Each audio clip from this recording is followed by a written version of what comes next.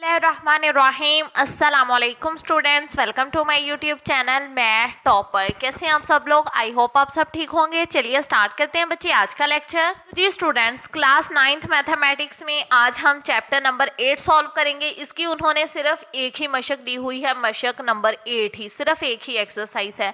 चलिए बच्चे सॉल्व करते हैं अपना क्वेश्चन नंबर 1। देखें, हर बयान के नीचे 4 जवाब दिए गए हैं, सही जवाब के गिर्द दायरा लगाएं। इसका पार्ट 1 देखें। जैसे जैसे हम पार्ट सॉल्व करते जाएंगे मैं आपको ना मतलब वैसे वैसे समझाती जाऊंगी, ठीक है। देखो, दर्ज झैल में से कौन सा बयान अक्सर इस्तकराई इस्तदलाल से मुतल्लिक होता है। अब इस्तकराई इस्तदलाल क्या होता है, ये आपके पेज नंबर 147 पर है। ये देखें बच्चे, इस्तकराई इस्तदलाल कुदरती अलूम में बहुत मददगार है, जहां हमें बार बार के तजर्बात या मुशाहदात पर इन्हसार करना पड़ता है। मतलब अगर हम किसी चीज को साबित करने के लिए बार बार तजर्बे करें, उस पर बार बार मुशाहदात करें, ठीक है, मुशाहिदे करें, तो इसे हम कहेंगे इस्तकराई इस्तदलाल। तो इसका आ जाएगा ऑप्शन नंबर ए, बार बार किए गए तजर्बात पर मबनी, ठीक है बच्चे। जिस पर हम बार बार तजर्बात करें उसे कहेंगे इस्तकराई इस्तदलाल। अब नेक्स्ट देखें, दर्ज झैल में से कौन सा जुमला इस्तखराजी इस्तदलाल की वजाहत करता है। अब इस्तखराजी इस्तदलाल क्या होता है, आ जाए अपनी बुक के पेज नंबर 157 पर। इस्तखराजी सबूत या इस्तखराजी इस्तदलाल, ये देखो उन्होंने कहा है इस्तखराजी तरीका इस्तदलाल एक ऐसा तरीका है जिसके जरिए ऐसे मुकदमात से नताइज अखज किए जाते हैं जो दुरुस्त समझे जाते हैं। अगर मुकदमा दुरुस्त हो तो नतीजा भी लाजमी तौर पर दुरुस्त होगा। मिसाल के तौर पर तमाम इंसानों को जिंदा रहने के लिए सांस लेने की ज़रूरत है। अहमद एक इंसान है, अहमद भी जिंदा रहने के लिए सांस ले रहा है, ठीक है।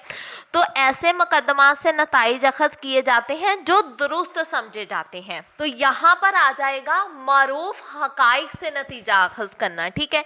जैसे मतलब ऐसे मुकदमा से नतीजा अखज करना जो दुरुस्त समझे जाते हैं, तो इसका आ जाएगा मारूफ हकाइक से नतीजा अखज करना। जैसे उन्होंने इंसान वाली एग्जाम्पल दी ना, मतलब ये तो जाहिर बात है कि अगर इंसान जिंदा है, वो सांस ले रहा है, तो ये एक मारूफ हकाइक है, उससे नतीजा अखज कर लिया, ठीक है। अगर हम मारूफ हकाइक से नतीजा अखज कर लें तो इसे कहते हैं इस्तखराजी इस्तदलाल। अब नेक्स्ट देखें, दर्ज झैल में से कौन सा बयान दुरुस्त है। अब ये देखो, 22/7 बिलोंग नहीं करता क्यू बार से। अब इसका क्या मतलब है बच्चे, ये जो ई के ऊपर ऐसे साइन लगा होता है ना, ऐसे लाइन सी, इसका मतलब होता है ये ताल्लुक नहीं रखता। अब ऐसा नंबर जो P/Q की शक्ल में लिखा जाए, ठीक है, ऐसा नंबर जो P/Q की शक्ल में लिखा जाए ना, उसे क्यू कहते हैं, ठीक है। ऐसा नंबर जो P/Q की शक्ल में लिखा जाए वो ताल्लुक रखता है क्यू से, लेकिन यहाँ पर उन्होंने कह दिया ताल्लुक नहीं रखता क्यू डैश से। तो ये बिल्कुल सही बात है कि बच्चे ऐसा नंबर जो P/Q की शक्ल में हो ना, वो ताल्लुक हमेशा रखता है क्यू से। यहाँ पर क्यू के ऊपर डैश है, तो यहाँ पर भी उन्होंने बात सही कही है कि P/Q जो है वो ताल्लुक नहीं रखता क्यू डैश से, क्योंकि P/Q तो क्यू से ताल्लुक रखता है, वो क्यू डैश से ताल्लुक नहीं रखता ना, इसीलिए ये वाला बयान इसका दुरुस्त है, ठीक है। क्योंकि 22/7 क्यू डैश से ताल्लुक नहीं रखता, बल्कि ये क्यू से ताल्लुक रखता है। अब बच्चे इसका पार्ट 4 देखें, चूल्हा जल रहा है के बयान की नफ़ी के लिए दर्ज झैल में कौन सा बयान बेहतरीन है। नफ़ी मतलब इनकार, नहीं। तो अगर चूल्हा जल रहा है, इस बयान की हमने नफ़ी करनी है, तो हम यही कहेंगे चूल्हा नहीं जल रहा। तो इसका आ जाएगा ऑप्शन नंबर ए कि चूल्हा नहीं जल रहा। अब देखो, दोनों बयानात P और Q का कंजक्शन इस वक्त दुरुस्त होता है। अब कंजक्शन P और Q का कब दुरुस्त होगा, ये देखें बच्चे आपकी बुक के पेज नंबर 149 पर। कंजक्शन को सिर्फ इस सूरत में दुरुस्त समझा जाएगा जब दोनों बयानात दुरुस्त हों, यानी जब P भी दुरुस्त हो, Q भी दुरुस्त हो, तो फिर आपका कंजक्शन दुरुस्त है। तो बच्चे यहाँ पर हमारे पास आ जाएगा ऑप्शन नंबर बी, P और Q दोनों दुरुस्त हों। जब दोनों दुरुस्त होंगे कंजक्शन भी दुरुस्त। अब नेक्स्ट देखो, एक मशरूत को सिर्फ इस सूरत में गलत समझा जाता है जब। अब मशरूत को कब गलत समझा जाएगा, ये देखें बच्चे, आपकी बुक के पेज नंबर 150 पर एक मशरूत को सिर्फ इस वक्त गलत समझा जाता है जब मफरूज़ा दुरुस्त और नतीजा गलत। अगर मफरूज़ा दुरुस्त आ जाए लेकिन नतीजा गलत आ जाए तो फिर आपने समझ लेना है इसका मशरूत भी गलत है। अब मशरूत को कब गलत समझेंगे? जब मफरूज़ा दुरुस्त होगा लेकिन नतीजा गलत होगा। ठीक है, अब देखें बच्चे, पी क्यू का जिद मस्बत बराबर है। अब जिद मस्बत पी क्यू का कब होगा? ठीक है, अब पी क्यू का जिद मस्बत कैसे लिया जाएगा बच्चे? इसकी ना पोजीशन चेंज कर कर। एक तो ये देखो, क्यू यहाँ है, क्यू इधर आ जाएगा, और P यहाँ है, P इधर आ जाएगा। इसकी पोजीशन भी चेंज कर देंगे, और साथ में ये वाला जो साइन लगा हुआ है ना, इसे नफी का साइन कहते हैं, और इसके साथ ऐसे नफी का साइन भी लगा देंगे तो ये जिद मस्बत में आ जाएगा। फिर इसका ऑप्शन नंबर क्या आ जाएगा? सी। अब बच्चे देखो, उन्होंने कहा है बयान दो से बड़ा हर सही अदद दो मुफरद अदाद का मजमुआ है। ये एक मसला, क्यास या उसूल मुतारफा या क्या है? अब आ जाए अपनी बुक के पेज नंबर 155 पर। ये देखें, दो से बड़ा हर सही जुफ्त अदद दो मुफरद अदाद के मजमुए के बराबर होता है, और ये किसका बयान है? कियास का बयान है। ठीक है, तो इसका मतलब दो से बड़ा हर सही अदद जुफ्त अदद दो मुफरद अदाद के मजमुए के बराबर है, तो ये एक कियास है। अब देखो बच्चे, बयान किसी भी दो नकात से एक खत खींचा जा सकता है। ये क्या है? मतलब मसला है, मुतारफा है, या क्या है ये देखें बच्चे, बयान किसी भी दो नकात से एक खत खींचा जा सकता है। ये अब क्या है? मसला है, उसूल मुतारफा है, या क्या है? आ जाए अपनी बुक के पेज नंबर, ये देखें बच्चे 156 पर देखें, असूल मुतारफा। अगर किसी भी दो नकात से सिर्फ एक खत खींचा जा सकता हो ना, दो नकात से सिर्फ एक खत खींचा जा सकता है, तो इसे हम कहेंगे ये एक असूल मुतारफा है। ठीक है बच्चे, तो दो नकात से एक खत खींचा जा सकता है तो ये हो गया असूल मुतारफा। अब देखो, अगर मसलस के अंदरूनी जावियों का मजमुआ 180 हो तो वो एक मसला होगा। आपकी बुक में से भी दिखा देती हूँ। आ जाए अपनी बुक के पेज नंबर 154 पर। ये देखो 154 में ये मसला दिया हुआ है, चुकोर शक्ल के अंदरूनी जावियों का मजमुआ 360 डिग्री होता है, तो ये एक मसला है। अगर चुकोर के जावियों का मजमुआ 360 हो वो एक मसला है। इसीलिए अगर मसलस के अंदरूनी जावियों का मजमुआ 180 हो तो वो भी एक मसला ही हो जाएगा। तो इसका आ जाएगा ऑप्शन नंबर बी। ठीक है स्टूडेंट्स, अब हम चलते हैं अपने नेक्स्ट क्वेश्चन की तरफ। तो जी स्टूडेंट्स, सवाल नंबर 2 की स्टेटमेंट देखें, दर्ज झैल मशरूत के उलट माकूस और जिद मस्बत लिखें। इसका पार्ट 1 देखें, ये वाला साइन होता है नफी, नफी पी और क्यू। जब हमने इसका उलट करना है ना बच्चे, तो हमने क्या करना है? क्यू को पहले लिख देना है और पी को बाद में लिख देना है, सिर्फ इसकी पोजीशन चेंज करनी है। जब उलट करना है ना तो हमने इसकी पोजीशन चेंज कर देनी है। क्यू बाद में है, पहले आ जाएगा, पी पहले है, वो बाद में आ जाएगा। अब मकूस में कैसे चेंज करना है? मकूस में बच्चे साइन चेंज करना है, मतलब रकम वैसे ही लिख देनी है पी क्यू। अब देखो साइन चेंज करना है, पी के साथ नफ़ी है तो इधर नफ़ी नहीं आएगा, ठीक है, क्योंकि हमने साइन चेंज करना है तो इधर कुछ भी नहीं आएगा। क्यू के साथ नफ़ी नहीं है तो क्यू के साथ नफ़ी आ जाएगा। पोजीशन वही रखनी है, बस साइन चेंज करना है। उलट में आपने पोजीशन चेंज करनी है, जगह चेंज करनी है, और माकूस में आपने साइन चेंज करना है। अगर किसी के साथ नफ़ी है वो हटा देना है, अगर किसी के साथ नफ़ी नहीं है तो नफ़ी लगा देना है। ज़िद मस्बत में क्या करना है? एक तो आपने इसकी जगह चेंज करनी है और फिर आपने नफ़ी लगा देना है, मतलब साइन चेंज करना है। पी के साथ नफ़ी है तो पी के साथ कुछ नहीं लगेगा, क्यू के साथ नफ़ी नहीं है तो क्यू के साथ नफ़ी लग जाएगा। उलट में आपने जगह चेंज करनी, माकूस में आपने साइन चेंज करने। अगर किसी के साथ नफ़ी है तो नफ़ी नहीं लगेगा, अगर नफ़ी नहीं है तो हमने नफ़ी लगा देना है। और ज़िद में आपने क्या करना है? ज़िद में आपने जगह भी चेंज करनी है और साइन भी चेंज करने हैं। देखो जगह भी चेंज की और साइन भी। क्यू के साथ नफ़ी नहीं था तो लगा दिया, पी के साथ नफ़ी है तो हम नहीं लगाएंगे, ठीक है। अब देखो बच्चे इसका पार्ट 2 देखो, क्यू पी। उलट में क्या करना है? जगह चेंज करनी, पी पहले आ जाएगा, क्यू बाद में आ जाएगा। मकूस में क्या करना है? साइन चेंज करना है, जगह वही रखनी है, बस साइन चेंज करना है। देखो जगह वही रख दी, क्यू के साथ भी नफी लगा दिया, पी के साथ भी नफी लगा दिया, क्योंकि दोनों के साथ नफी नहीं था। और जिद में क्या करना है, जिद में हमने जगह भी चेंज करनी है और साइन भी चेंज करनी है। जिद में हमने जगह भी चेंज करनी, साइन भी।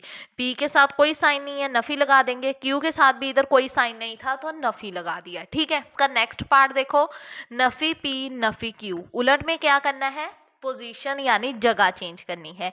नफी क्यू पहले आ जाएगा और नफी पी बाद में आ जाएगा। अब देखो माकूस में क्या करना है, साइन चेंज करने हैं। पोजीशन वही रखनी है, बस साइन चेंज कर देना है। दोनों के साथ नफी है तो हम माकूस में नफी नहीं लगाएंगे, साइन चेंज कर देंगे। जिद में क्या करना है, जिद में हमने जगह भी चेंज करनी है, जिद में जगह भी चेंज करनी है और साइन भी।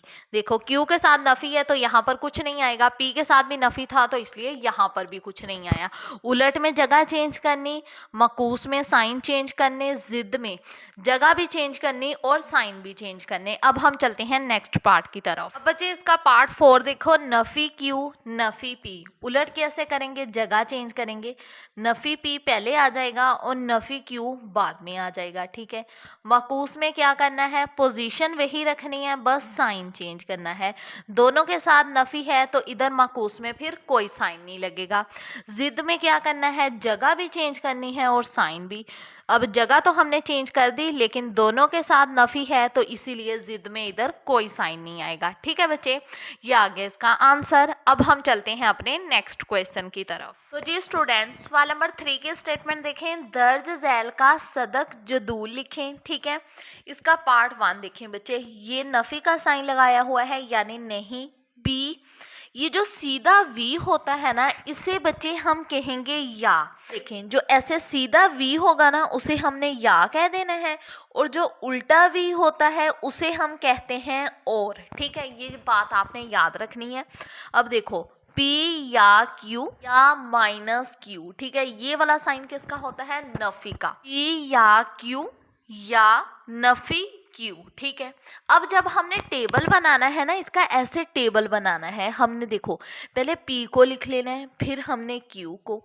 ठीक है, पहले पी लिख लिया, फिर क्यू लिख लिया, फिर यहाँ पर हम लिख लेंगे पी या क्यू। ठीक है, जो ब्रैकेट में वैल्यू है पी या क्यू। फिर पी या क्यू के साथ नफी भी है तो हम यहाँ पर लिख लेंगे नफी पी या क्यू। ठीक है, फिर यहाँ पर देखो, यहाँ पर ब्रैकेट में क्या है, नफी क्यू, तो इधर आ जाएगा नफी क्यू। फिर हम ये सारी वैल्यू लिख लेंगे, नफी पी या क्यू या नफी क्यू। ठीक है, ऐसे हम इसका टेबल बनाएंगे। अब बच्चे आ जाएं आप लोग अपनी बुक के पेज नंबर 150 पर। ये देखो यहाँ पर देखो, उन्होंने हमें टेबल दिया हुआ है। पी में पहले ट्रू ट्रू, फिर फॉल्स फॉल्स आता है। ठीक है, T for true, F for false. P में पहले आता है टी टी, फिर आता है एफ एफ। तो यहाँ पर पी में पहले हम लिख लेंगे टी टी यानी ट्रू ट्रू, फिर आता है फॉल्स फॉल्स। और जो क्यू है उसमें बच्चे आ जाता है पहले ट्रू, फिर फॉल्स, फिर ट्रू, फिर फॉल्स। ये आपने जो टेबल उन्होंने दिए हुए हैं ना, अगर ये टेबल बच्चे आपने याद कर लिए ना तो आपको क्वेश्चन सॉल्व करने में कोई प्रॉब्लम नहीं होगी। देखो पी में पहले क्या आएगा, true true false false. Q में आएगा ट्रू फॉल्स ट्रू फॉल्स। ठीक है, अब यहाँ पर देखो पी या क्यू। अब फिर आ जाएं अपनी बुक के पेज नंबर 150 पर। ये देखो बच्चे, यहाँ पर उन्होंने P या Q का टेबल दिया हुआ है, ये भी आपको आना चाहिए। जहाँ पर उन्होंने बताया है ट्रू ट्रू इक्वल होता है ट्रू के, ठीक है, और ट्रू फॉल्स भी इक्वल होता है ट्रू के, और फॉल्स ट्रू भी इक्वल होता है ट्रू के। लेकिन जो फॉल्स फॉल्स है वो इक्वल होता है फॉल्स के। ये टेबल भी आपने अच्छे से याद कर लेना है। अब देखो P या Q हमने मालूम करना है ना, तो टी टी ट्रू ट्रू किसके इक्वल होगा, टी के ही इक्वल होगा। ट्रू फॉल्स भी किसके इक्वल होगा, टी के ही। अगर एक दुरुस्त और दूसरा गलत होना तब भी वो दुरुस्त के इक्वल ही होगा, ठीक है, यानी ट्रू के। फॉल्स ट्रू ये भी इक्वल होगा ट्रू के, और अगर फॉल्स फॉल्स हो यानी गलत गलत तो ये इक्वल गलत ही होगा, यानी फॉल्स के ही इक्वल होगा। ठीक है बच्चे, अब देखो यहाँ पर उन्होंने क्या लिखा है, नफी पी या क्यू। अब नफी आ गया ना, और यहाँ पर है पी या क्यू।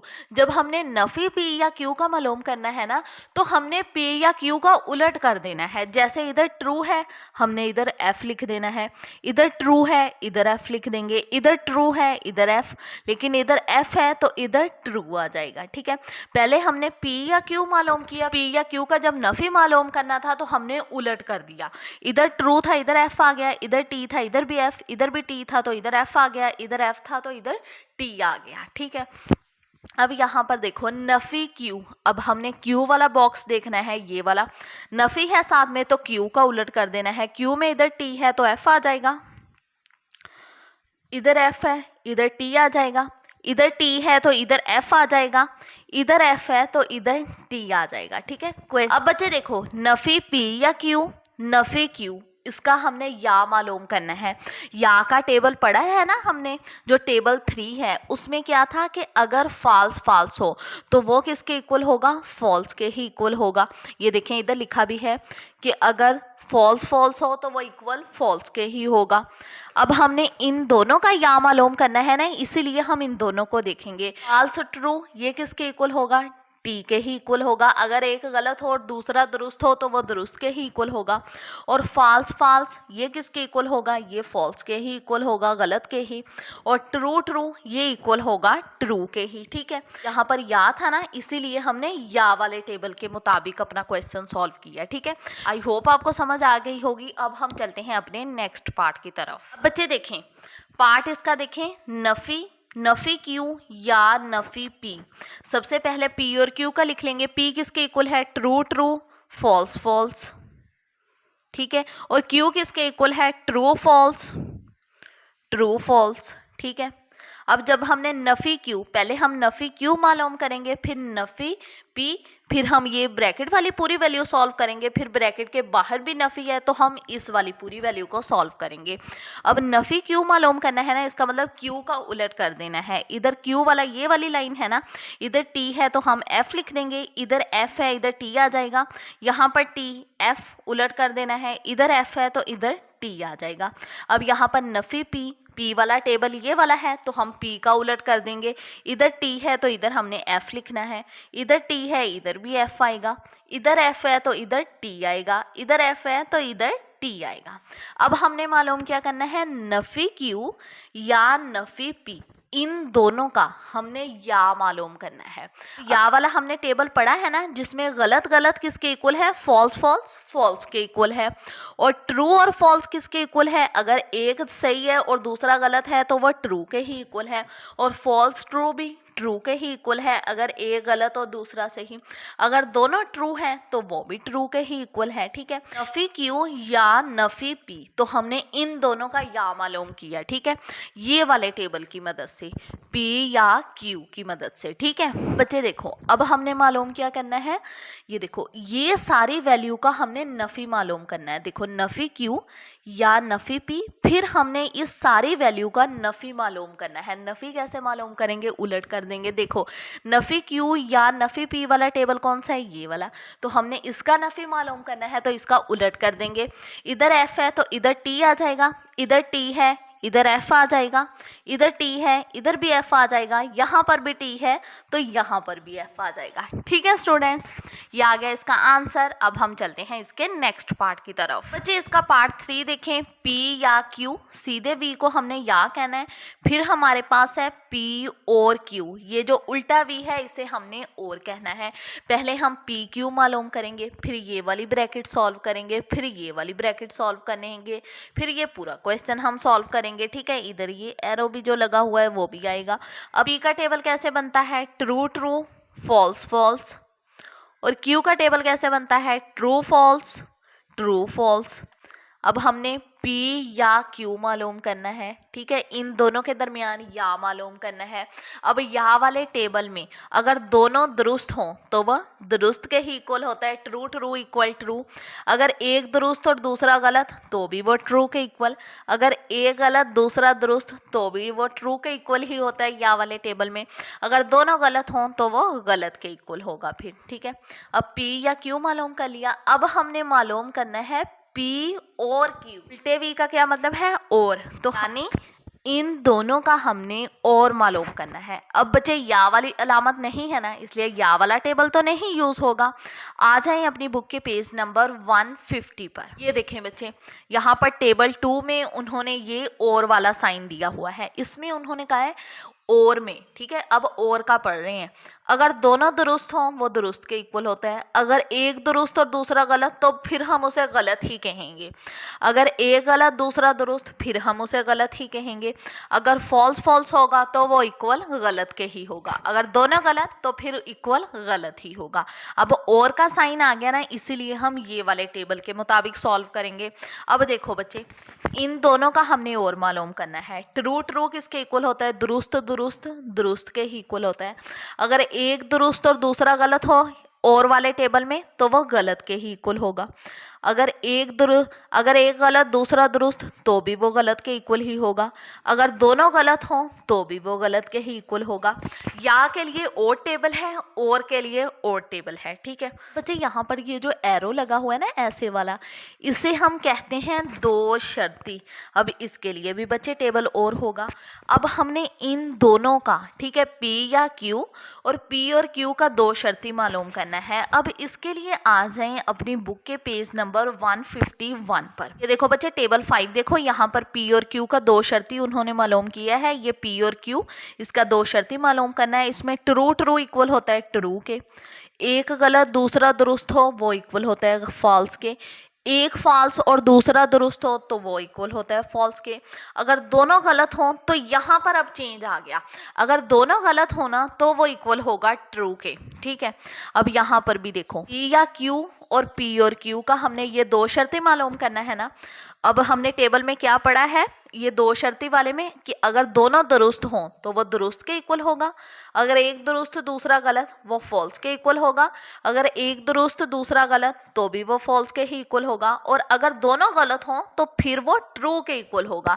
अब यहाँ पर ये उलट आ गया है कि अगर दोनों गलत होना तो फिर भी वो ट्रू के ही इक्वल होगा, यानी दुरुस्त के ही इक्वल होगा, ठीक है स्टूडेंट्स। हम चलते हैं इसके नेक्स्ट क्वेश्चन की तरफ। बच्चे इसका क्वेश्चन नंबर 4 देखें। एक रियाजयाती बयान और इसके सबूत में फ़र्क वाज़ेह करें और दो मिसालें दें।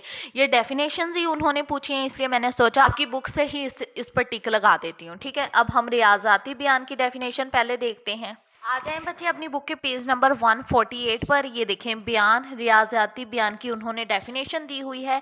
ये आप यहाँ से लेकर यहाँ तक कर लें, फिर ये सारी बीच में से छोड़ दें, फिर आप इधर से लेकर इधर लिख लें। अब ये नीचे उसकी सारी मिसालें दी हुई हैं, आप इनमें से भी कोई भी दो मिसालें कर सकते हैं। यहाँ तक ना उन्होंने ये रियाजयाती बयान की ही मिसालें दी हुई हैं, आप इनमें से कोई सी दो मिसालें कर सकते हैं जो आसान लगती हैं, ठीक है। अब रियाजयाती बयान के अलावा उन्होंने हमें पूछा है, रियाजयाती बयान के बाद हमें पूछा है रियाजयाती सबूत, ठीक है बच्चे।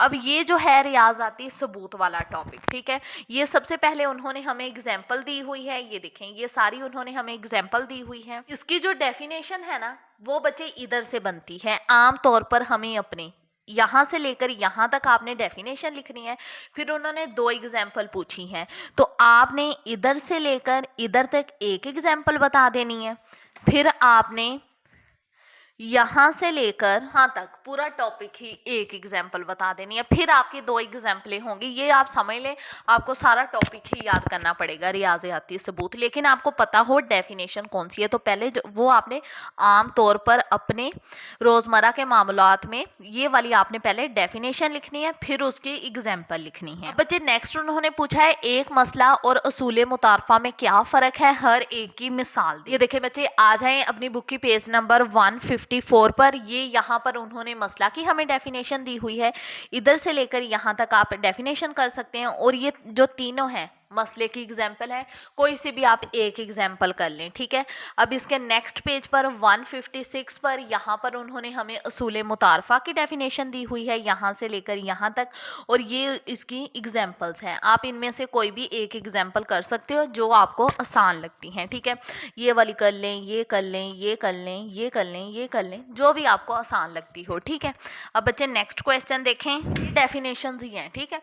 रियाजयाती सबूत में मंतिक उसकी इस्तदलाल की अहमियत क्या है, अपनी बात को वाज़िया करने के लिए एक मिसाल दीजिए। अब बच्चे आ जाएं अपनी बुक के पेज नंबर 147 पर। ये उन्होंने मंतक इस्तदलाल की डेफिनेशन दी हुई है, इसे मंतकी इस्तदलाल भी कहते हैं।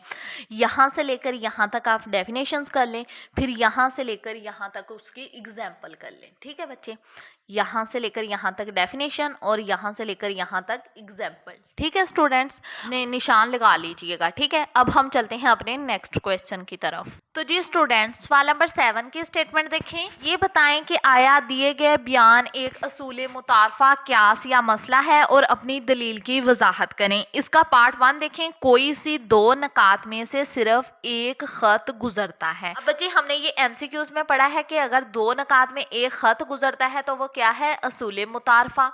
तो हमने यहाँ पर लिख देना है दिया गया बयान ज्योमेट्री का एक बुनियादी मफरूजा है और बगैर सबूत के उसे दुरुस्त तस्लीम किया जाता है, इसलिए इसे असूल मुतारफा के तौर पर लिखा जाता है। ठीक है बच्चे, अब इसका पार्ट 2 देखें। इसकी आप स्क्रीनशॉट ले लें और फिर याद कर लीजिएगा या कॉपी पर लिख लीजिएगा। हर जुफ्त अदद दो से बड़े दो मुफरद अदाद के मजमूए के तौर पर लिखा जाता है। ये भी MCQs में आया था, इसे हमने कहा था ये एक क्यास है।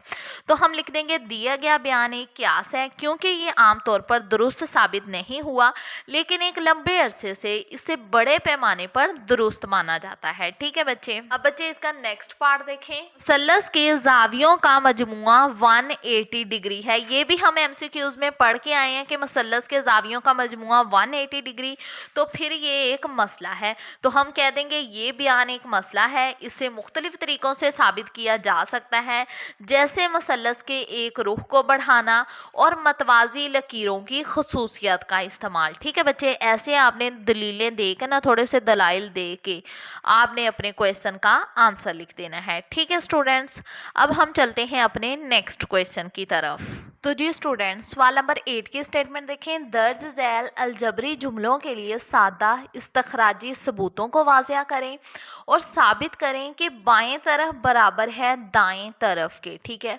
इसका पार्ट 1 देखें। हमने ना साबित करनी है left hand side equal right hand side. ठीक है, पार्ट 1 देखें इसका। x - 4 whole square plus 9 equal x square minus 8x plus 25, इसे हमने साबित करना है इसके इक्वल। ठीक है, हमने ये वाली अपनी साइड लिख ली। अब बच्चे देखो x - 4 और फिर ब्रैकेट के बाद स्क्वायर है, इसका क्या मतलब है, होल स्क्वायर। तो यहाँ पर कौन सा फॉर्मूला अप्लाई होगा, a - b होल स्क्वायर। इधर माइनस है, इसका मतलब माइनस वाला फॉर्मूला अप्लाई होगा। होल स्क्वायर है तो होल स्क्वायर लगा देंगे, a - b होल स्क्वायर, ये वाला फॉर्मूला लगेगा। अब ये किसके इक्वल है, a square minus 2ab plus b square. अब यहाँ पर देखो, यहाँ पर जो फर्स्ट वाली वैल्यू वो a होगी, सेकंड वाली वैल्यू b होगी। a का स्क्वायर यानी फर्स्ट वैल्यू का स्क्वायर, तो यहाँ पर आ जाएगा x का स्क्वायर माइनस 2 फॉर्मूले का ax, और b वाली वैल्यू देखें कौन सी है, 4 प्लस b का स्क्वायर यानी सेकंड वैल्यू का स्क्वायर। अब सेकंड वैल्यू कौन सी है, 4, तो इसका स्क्वायर आ जाएगा। ठीक है, ये वाला जो प्लस 9 है ये साथ में वैसे का वैसे ही आ जाएगा। ठीक है बच्चे, अब देखो x का स्क्वायर लेंगे, x square minus 4 2s are 8 को x के साथ मल्टीप्लाई करेंगे 8x ही आ जाएगा, प्लस 4 का स्क्वायर लेंगे 16 प्लस 9 साथ में वैसे का वैसे ही आ जाएगा, equal x square minus 8x plus, अब देखो बच्चे 16 में 9 प्लस करेंगे तो इसका हमारे पास आ जाएगा 25। अब देखो ये आ गई हमारी लेफ्ट हैंड साइड और हमारी राइट हैंड साइड। देखो दोनों का आंसर सेम है ना, तो यहाँ पर हमने लिख देना है पस साबित हुआ कि बाएं तरफ बराबर है दाएं तरफ के। यही चीज़ उन्होंने हमें साबित करने के लिए कहा था कि लेफ्ट हैंड साइड साबित करें राइट हैंड साइड के। ठीक है बच्चे, यहाँ पर हम ऐसे लिख भी देंगे। बहुत ही इजी क्वेश्चन था। अब हम चलते हैं इसके नेक्स्ट पार्ट की तरफ। अब बच्चे इसका पार्ट 2 देखो, साबित करें कि x + 1 whole square minus x - 1 whole square equal 4x। ठीक है, अब हमने ये वाली साइड सॉल्व करनी है, इसे इक्वल साबित करना है 4x के। अब बच्चे देखो ए, ये समझ लें पहली वैल्यू ए की, दूसरी वैल्यू बी की, ए प्लस बी और ऊपर होल स्क्वायर है। इसका क्या मतलब है, कौन सा फॉर्मूला अप्लाई होगा, ए प्लस बी होल स्क्वायर वाला।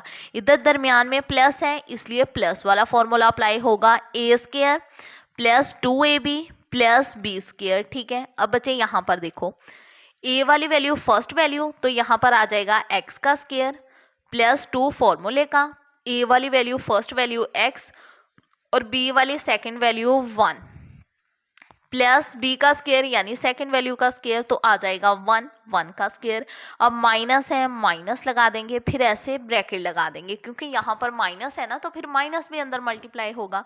अब बच्चे देखो x माइनस 1 होल स्क्वायर, ये a की वैल्यू ये b की वैल्यू, दरमियान में माइनस है तो कौन सा फॉर्मूला अप्लाई होगा, माइनस वाला, a minus B whole square equal a square minus 2ab plus B square. ठीक है, दरमियान में माइनस है ना इसलिए माइनस वाला फॉर्मूला अप्लाई होगा, ए का स्क्वायर फर्स्ट वैल्यू का स्क्वायर तो आ जाएगा एक्स का स्क्वायर माइनस 2 फॉर्मूले का। अब ए वाली वैल्यू कौन सी है, एक्स, और बी वाली वैल्यू देखें कौन सी है, 1 प्लस बी का स्क्वायर यानी सेकंड वैल्यू का स्क्वायर तो आ जाएगा 1 का स्क्वायर। ठीक है, अब बच्चे देखो x का स्क्वायर लेंगे एक्स स्क्वायर प्लस 2 को 1 के साथ मल्टीप्लाई करेंगे 2 ही आ जाएगा। अब यहाँ पर x भी मल्टीप्लाई हो रहा है तो 2 को x के साथ करेंगे तो 2x आ जाएगा, प्लस 1 का स्क्वायर लेंगे 1 ही आ जाएगा, माइनस, अब यहाँ पर देखो x का स्क्वायर लिया एक्स स्क्वायर माइनस 2 को x के साथ मल्टीप्लाई किया 2x और अगर 1 के साथ करेंगे तो यही आ जाएगा, प्लस 1 का स्क्वायर लेंगे 1 ही आ जाएगा। अब बच्चे देखो x square plus 2x plus 1 को वैसे ही लिख देंगे। अब एक्स स्क्वायर के साथ कोई साइन नहीं है ना, इसका मतलब प्लस तो होगा ही, plus minus minus x square minus minus plus 2x। ठीक है, प्लस माइनस माइनस 1, यहाँ पर माइनस है ना तो माइनस को भी अंदर मल्टीप्लाई करेंगे। अब देखो ये वाले एक्स स्क्वायर के साथ कोई साइन नहीं है ना, इसका मतलब प्लस तो हो गई, plus x square minus x square cancel हो गया, प्लस 1 माइनस 1 ये भी कैंसिल हो गया। अब देखो बच्चे हमारे पास रह गया 2x प्लस 2x, दोनों के साथ x x है तो ये वाली वैल्यू हम हल कर सकते हैं। 2 में 2 प्लस किया 4 और साथ में x वैसे का वैसे ही आ जाएगा। यहाँ पर हमारे पास क्या आ गया 4x। अब देखो ये आ गई हमारी लेफ्ट हैंड साइड और ये थी हमारी राइट हैंड साइड, दोनों का आंसर सेम है ना तो यहाँ पर हमने लिख देना है पर साबित हुआ कि। ठीक है स्टूडेंट्स, ऐसे हम लिख देंगे। अब हम चलते हैं इसके नेक्स्ट पार्ट की तरफ। अब बच्चे देखो इसका पार्ट 3 देखो, साबित करें कि x plus 5 whole square minus x minus 5 whole square equal 20x। ये लेफ्ट हैंड साइड को इक्वल साबित कर देंगे राइट हैंड साइड के। लेफ्ट हैंड साइड हमने लिख ली। अब बच्चे देखो ये वाली वैल्यू समझ लो a, ये b, a plus B whole square तो प्लस वाला फॉर्मूला अप्लाई होगा। यहाँ पर हम लिख लेंगे a plus B whole square equal a square plus 2ab plus B square. अब a वाली वैल्यू कौन सी है x तो आ जाएगा x का स्क्वायर प्लस 2 फॉर्मूले का। अब a वाली वैल्यू देखें कौन सी है x और b वाली वैल्यू देखें कौन सी है 5 प्लस b का स्क्वायर यानी सेकंड वैल्यू का स्क्वायर, b की वैल्यू है जो, तो यहाँ पर आ जाएगा 5 का स्क्वायर। ठीक है, अब यहाँ पर माइनस है तो हम माइनस लगा देंगे और ऐसे ब्रैकेट लगा देंगे। अब देखो बच्चे ये वाली वैल्यू समझ लो a minus B whole square तो कौन सा फॉर्मूला अप्लाई होगा, a minus B whole square equal a square minus 2ab plus B square. अब a वाली वैल्यू x, x का स्क्वायर माइनस 2 फॉर्मूले का। अब a की वैल्यू x और b की वैल्यू क्या है 5 प्लस b का स्क्वायर यानी 5 का स्क्वायर। अब बच्चे देखो x का स्क्वायर लेंगे x स्क्वायर, 5 2s are 10, 10 को x के साथ मल्टीप्लाई करेंगे x ही आ जाएगा, प्लस 5 का स्क्वायर लेंगे तो इसका हमारे पास आ जाएगा 25। ठीक है, माइनस यहाँ पर हम x का स्क्वायर लेंगे x स्क्वायर माइनस, ठीक है, 5 2s are 10, अब 10 को x के साथ मल्टीप्लाई करेंगे 10x ही आ जाएगा, प्लस 5 का स्क्वायर लेंगे तो 25। अब बच्चे देखो x square plus 10x plus 25। अब देखो ये वाले एक्स स्क्वायर के साथ कोई साइन नहीं है, इसका मतलब प्लस तो होगा ही, plus minus minus x square minus minus plus 10x plus minus minus 25। ठीक है, अब देखो ये एक्स स्क्वायर के साथ कोई साइन नहीं है, इसका मतलब प्लस तो हो गई, plus x square minus x square cancel हो गया, प्लस 25 माइनस 25 ये भी कैंसिल हो गया, और पीछे हमारे पास क्या रह गया 10x 10x। अब दोनों x वाली वैल्यू हैं तो इसे हम सॉल्व कर सकते हैं। 10 में 10 प्लस किया 20, साथ में x भी है तो x भी आ जाएगा, तो यहाँ पर हमारे पास आ गया 20x। ये आ गई हमारी लेफ्ट हैंड साइड और राइट हैंड साइड। देखें दोनों का आंसर सेम है ना, तो यहाँ पर हमने लिख देना है पस साबित हुआ के, तो यहाँ पर बच्चे हम लिख देंगे पस साबित हुआ के बाएं तरफ बराबर है दाएं तरफ के। ठीक है स्टूडेंट्स, ये जो क्वेश्चन है ना इसे सॉल्व करने के डिफरेंट मेथड है, कुछ लोग इसे कुछ और तरीके से सॉल्व कर रहे हैं, कुछ इस तरीके से, लेकिन ये इजी मेथड था इसीलिए मैंने आपको इस तरीके से सॉल्व करवाए हैं। ठीक है, और ना मैंने इस बारे में पूरी रिसर्च की है, आप इस तरह क्वेश्चन सॉल्व कर सकते हो। ठीक है, तो ये परेशानी नहीं लेनी कि इस तरीके से नहीं करनी। ठीक है, आप ये तरीका इजी है, आप इस तरह भी क्वेश्चन सॉल्व कर सकते हो। मैंने इस बारे में पूरी रिसर्च की है, फिर ही आपको इस मेथड से क्वेश्चन सॉल्व करवाए हैं। ठीक है स्टूडेंट्स, ये था आज का लेक्चर, आई होप आपको समझ आई होगी। अगर वीडियो अच्छी लगे लाइक ज़रूर कीजिएगा, चैनल को शेयर करना मत भूलिएगा। कोई भी क्वेश्चन हो कमेंट सेक्शन में लाजमी पूछेगा, मैं इंशाल्लाह आपके हर कमेंट का रिप्लाई करूंगी। और प्लीज़ मेरे चैनल को सब्सक्राइब भी कर दीजिएगा और साथ में बेल आइकॉन को भी प्रेस कर दीजिएगा ताकि मेरी हर नई आने वाली वीडियो का नोटिफिकेशन आपको जल्द मिल जाए। अपना बहुत सारा ख्याल रखिएगा, दुआओं में याद रखिएगा। ओके, अल्लाह हाफिज़।